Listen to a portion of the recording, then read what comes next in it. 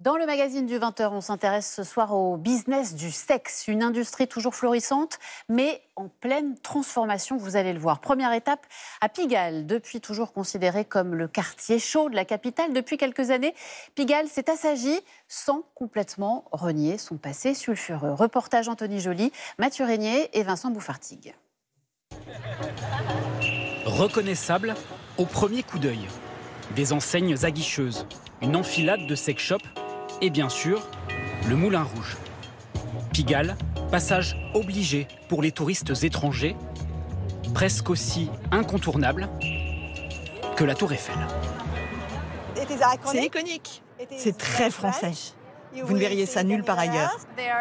Il y a des sex shops partout et on s'est dit oula, ouf, ok, on ne savait pas, mais c'est ok. Pour arpenter le quartier et découvrir ses secrets, nous avons été escortés par 2 policiers. C'était là à gauche, le bar là. C'était les Corses qui avaient ça. Oui. Jean-Claude Moreau et Jean-Marie Schmelz sont des anciens de la Mondaine, le surnom donné à la brigade des mœurs. Entre 85 et 98, ils contrôlaient les bars à hôtesses du quartier. Il fallait surveiller qu'il n'y ait pas de mineurs dans les boîtes, c'est tout. Et autrement, et pas d'actes sexuels à l'intérieur de la boîte. C'est arrivé, on est tombé au bon moment. On constatait qu'il y avait eu un manquement à la loi, on va dire. On embarquait le client et la prostituée et la patronne. Il y avait fermeture. Et là, c'était rempli de monde. Rempli de monde.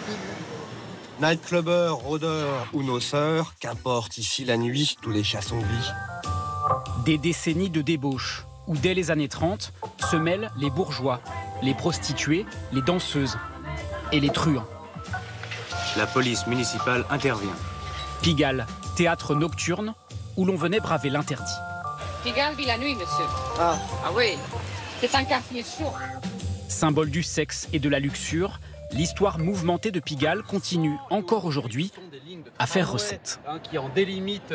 Les prostituées en fait n'ont pas le droit de travailler en centre-ville. Elles ont l'obligation de travailler le long des remparts de Paris, dans des maisons qui bordent les remparts, ce qu'on appelle des maisons bordelières. Les maisons bordelières deviennent donc des bordels. Guillaume Bertrand est guide conférencier. Depuis un an, il tente de replonger les visiteurs dans l'âge d'or de Pigalle. À partir de la révolution sexuelle de 68, les anciens lieux de prostitution vont se transformer en sex shop, en peep show, en live show. On vient ici se faire l'amour en public. Dans l'assistance, beaucoup de Parisiens venus rechercher un peu de ce quartier que certains ont connu plus jeune. On a perdu cette période un peu libérale avec les prostituées.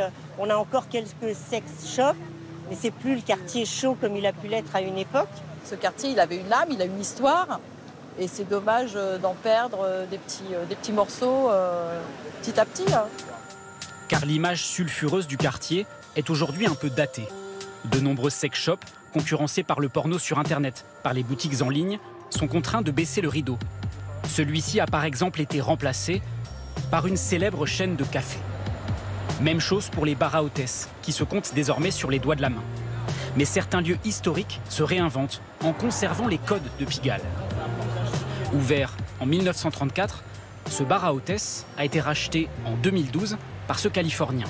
Il a tenu à garder le nom d'origine, le Dirty Dick, un nom que la bienséance nous empêche de traduire. Le nom en anglais, c'est un peu vulgaire. Après les travaux, on est parlé beaucoup et on dit on va garder l'esprit de Pigalle.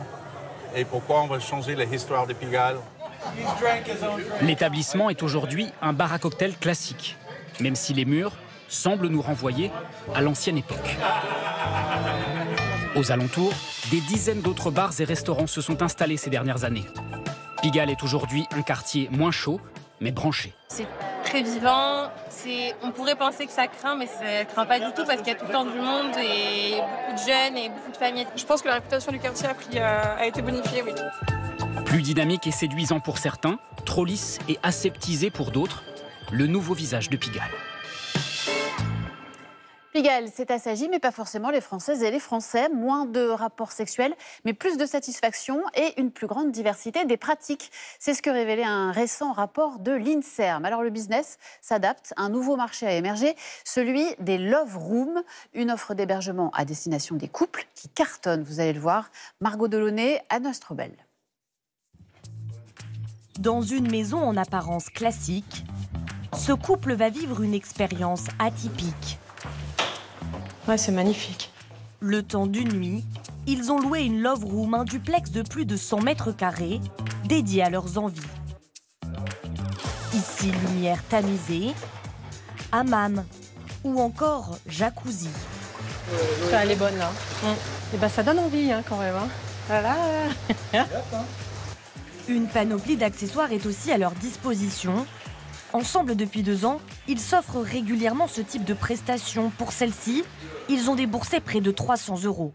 Ça représente un coût, mais on va dire au moins 2 fois dans l'année, on va se permettre ce genre d'escapade. Vous êtes juste pour vous et vous déconnectez complètement, quoi. Donc on est prêt à mettre le prix? Ouais, on est prêt.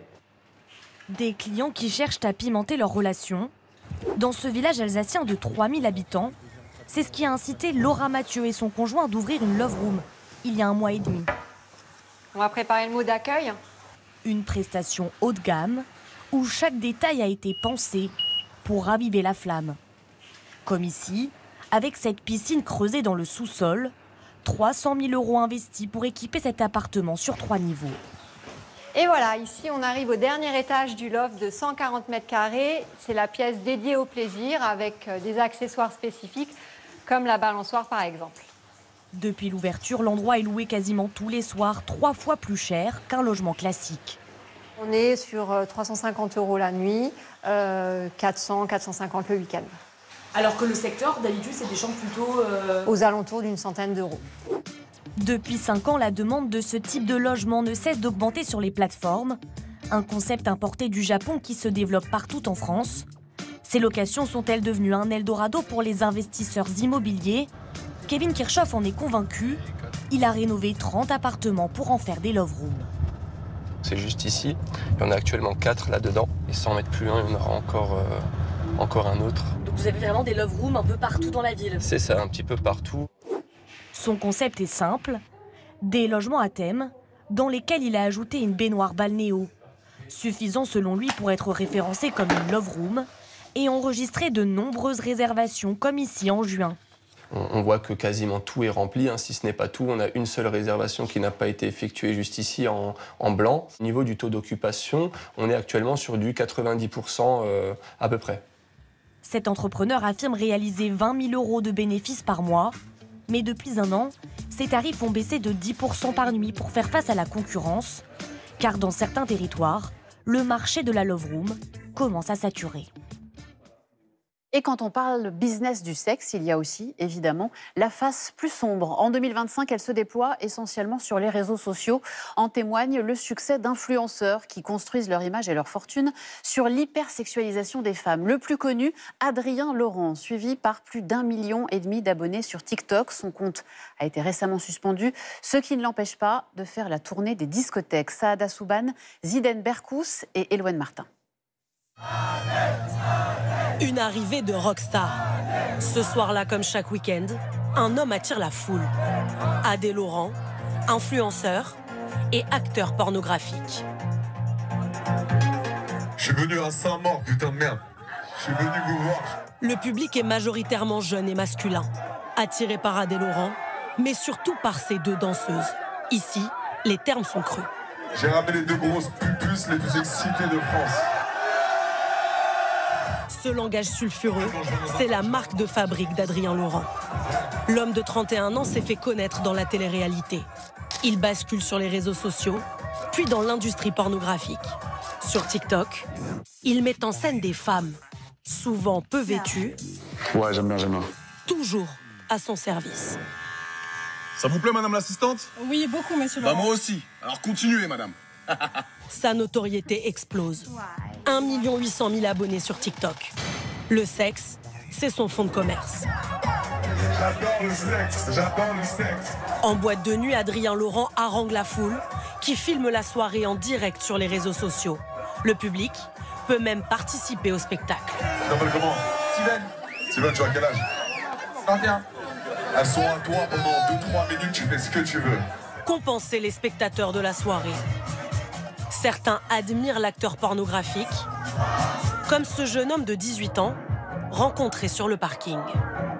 Genre, il n'a pas de tabou, il m'inspire. Quand on connaît le personnage, on sait à quoi on s'attend, on sait pourquoi on vient.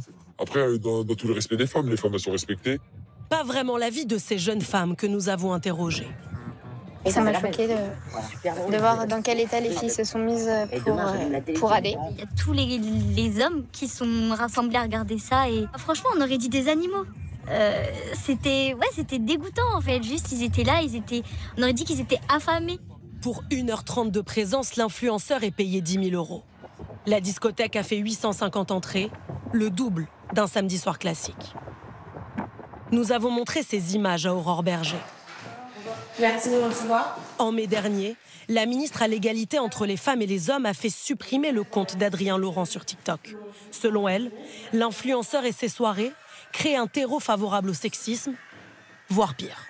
Vous savez, quand on parle de culture du viol, c'est quoi? Culture du viol, il y a le mot culture. Si votre premier rapport aux femmes, votre premier rapport à la sexualité, c'est ça, c'est l'humiliation, c'est la violence, c'est la mise en scène dégradante, en fait, vous considérez que finalement, c'est ce que les femmes veulent. De toute façon, allez-y. C'est la mienne, faites-en ce que vous voulez. Non. Adé Laurent est aussi dans le viseur d'une commission d'enquête parlementaire. Comme d'autres influenceurs, il est convoqué par les députés pour s'exprimer sur ses contenus. À la sortie, il s'affiche tout sourire et répond à Aurore Berger. Madame Berger dit que vous faites l'apologie de la culture du viol. Non, pas du tout. Je suis créateur de contenu pour adultes, je fais du contenu sur des plateformes uniquement dédiées aux majeurs. Et j'aurais aimé que Madame Berger soit un peu plus concentrée sur mes contenus.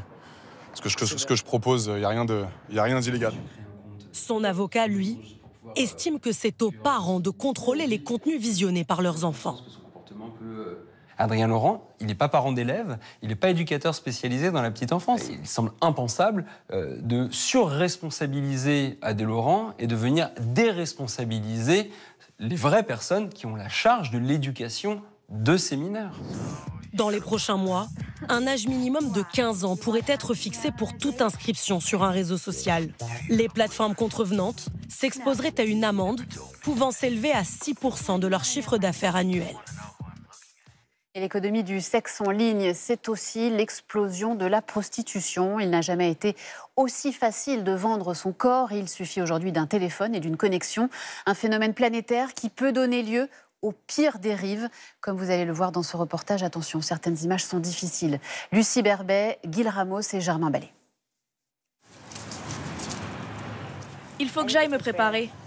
La journée, Ashley vend des sacs de seconde main dans ce bidonville de Manille. La nuit, elle vend son corps sur Internet. C'est important d'être jolie parce que plus on est jolie, plus on gagne de l'argent. Tout se passe en direct sur son téléphone portable. Ce sont toutes les filles connectées actuellement. Si un utilisateur de la plateforme est intéressé, il peut payer un appel privé et demander à la jeune femme de pratiquer des actes sexuels. Il suffit d'avoir un téléphone et une connexion. C'est très facile de se lancer. On appuie sur quelques boutons et bam, on gagne de l'argent. C'est aussi simple que ça. Du porno en direct, face à des clients venus du monde entier. Ashley peut gagner jusqu'à 200 € en une soirée, l'équivalent de son salaire mensuel de vendeuse. La plupart de mes clients sont anglais, certains français. Lui, il vient des Émirats. J'ai 23 ans. Et toi, bébé, t'as quel âge? Bien sûr, ça ne me rend pas fière. J'ai honte de faire ça en tant que femme. Si je ne devais pas envoyer mes frères et sœurs à l'école, nourrir mon enfant ou payer les frais médicaux de mes parents, je ne ferais pas ça. Si ça ne tenait qu'à moi, j'aurais un travail normal. On va bien s'amuser ce soir. Mais dans un pays où 15% de la population vit sous le seuil de pauvreté, cet argent facile donne lieu à de graves dérives. En octobre dernier, un Français a été jugé pour avoir commandité le viol d'enfants philippins, avec la complicité de leurs parents. Ils visionnaient ces vidéos en direct contre rémunération. Le cinquantenaire aurait fait plus de 500 victimes. La plus jeune n'avait que 2 ans. Il a été condamné à 25 ans de réclusion. Voilà la salle d'identification des victimes. La police philippine travaille aujourd'hui à remonter la piste des enfants exploités. Madame, nous avons reçu 6 signalements de la part de la police française. Des opérations sont en cours. Depuis 2022, plus de 300 opérations de secours ont été menées. La plupart du temps, ce sont les parents philippins qui organisent eux-mêmes l'exploitation et l'abus de leurs enfants en direct. Dans la campagne philippine, ce refuge accueille une 60aine d'enfants qui ont subi des sévices sexuels de la part de leur famille. Aujourd'hui, vous allez dessiner votre histoire. Beaucoup peinent encore à mettre des mots sur leur traumatisme, mais leurs dessins parlent d'eux-mêmes. Qu'est-ce que c'est? Des larmes. Pendant plus d'1 an, Leng a été abusée par ses oncles et tantes en direct sur Internet pour des clients étrangers. Il me demandait de me déshabiller et il me donnait un jouet en forme de sexe masculin. Il me demandait de le toucher. Ma famille disait que c'était pour payer la nourriture et pour réparer le toit de la maison. Le refuge a aussi recours à une thérapie dite de décharge émotionnelle, dans cette salle insonorisée, plongée dans le noir.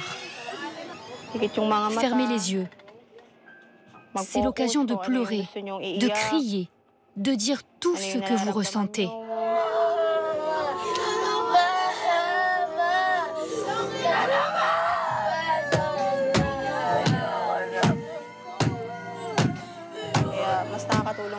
Ces enfants ont grandi dans la peur. Ils ont été réduits au silence. On leur a appris à ne pas montrer leurs émotions. Donc cette thérapie les aide à s'exprimer. D'ici la fin du mois, Leng devra témoigner au procès de ses agresseurs. Elle reste pour l'instant tapie dans un coin de la pièce, mutique.